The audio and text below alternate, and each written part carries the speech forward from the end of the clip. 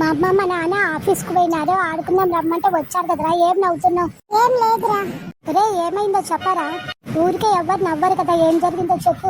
ఎందుకు నవ్వుతున్నావు నువ్వు? నిన్న నేను మా అమ్మ మా నాన్న మా చెల్లెలు కలిపి బజార్కి మార్కెట్కి పోయినాంరా.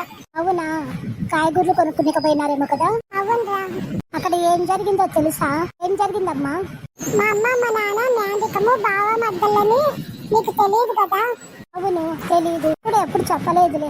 సరే ఏమైంది? కాయగూరలు తీసుకున్నాక మా అమ్మ మా నాన్నతో బావ డబ్బులు వాళ్ళకు అనింది. అవునా, మరి బావ కాబట్టి బావ అనింది.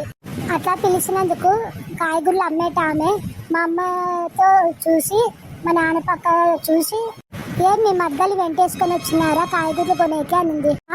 అలా అనిందా? అవునా, అలాగే అనింది. మరి మీ నాన్న ఏమన్నాడ్రా? మా నాన్న ఏమంటాడు, ఇక మన పెళ్ళయింది, ఇంకా బావా బావా అని పిలవద్దు నన్ను అని మా నాన్న మా అమ్మకి చెప్పింది. మరి అట్లా పిలవడం మానిందా?